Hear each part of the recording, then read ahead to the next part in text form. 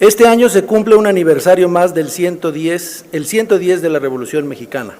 La Revolución Mexicana fue la primera gran revolución social del siglo XX, incluso anterior a la Gran Revolución de Octubre de la Rusia zarista. Como es de sobra conocido, la Revolución Mexicana fue iniciada por don Francisco I. Madero, hombre culto y educado en Europa.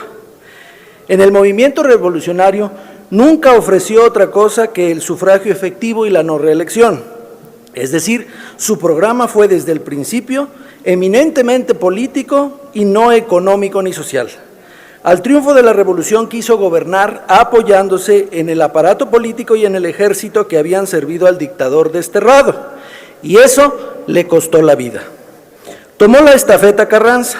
La lucha resultó más larga, difícil y sangrienta que lo esperado por Carranza.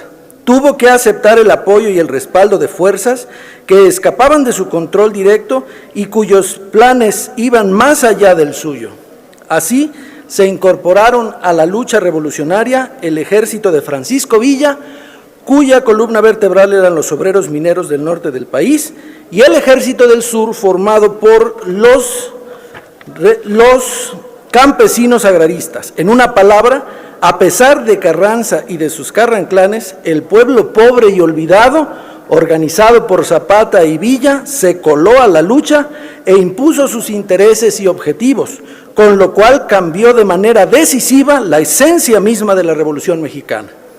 Pero era de todos modos un pueblo sin conciencia de clase y sin programa propio.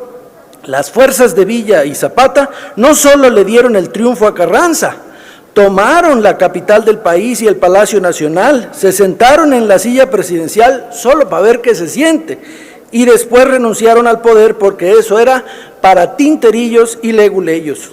En ese momento, con ese hecho, el pueblo perdió la lucha por el poder y por su propia y verdadera reivindicación. Es cierto que el pueblo armado no se disolvió de inmediato, ni entregó las armas. Siguió luchando, pero ya con la brújula descompuesta. Aún así, logró imprimir el sello de su sacrificio, de sus intereses, en los artículos más avanzados de la Constitución del 17.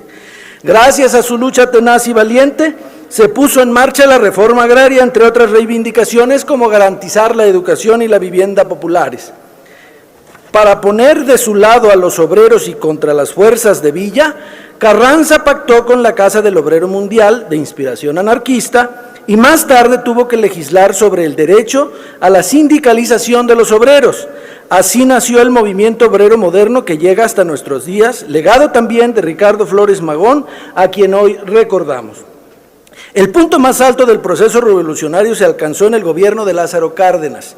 Él fue el impulsor de la CTM, de la CNC, repartió los latifundios, creó el IPN, llevó a cabo la alfabetización en todos los rincones del país, expropió el petróleo para impulsar la educación técnica y tecnológica y con ellos el desarrollo industrial de la nación con el IPN.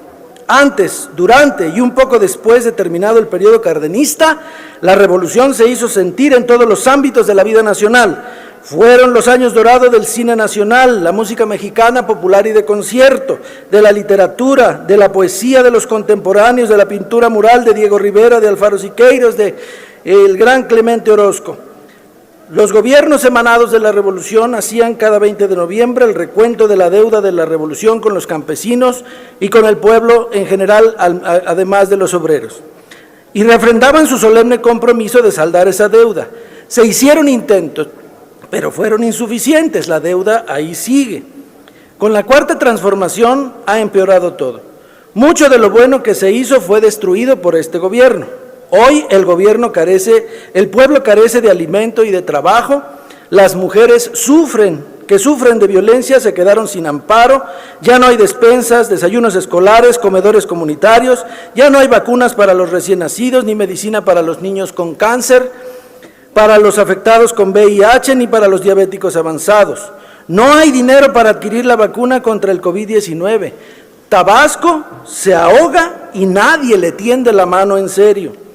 El poder se centraliza peligrosamente en una sola persona, se desmantelan las instituciones, se atenta contra el equilibrio de poderes, la democracia y los derechos fundamentales, muchos de los cuales fueron resultados de la lucha iniciada en 1910.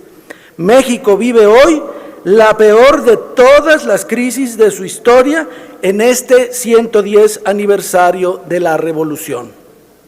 Agradezco al ingeniero Aquiles Córdoba Morán por su exposición sintética de este hecho histórico, cuyo contenido fue la base de este discurso. Es cuanto.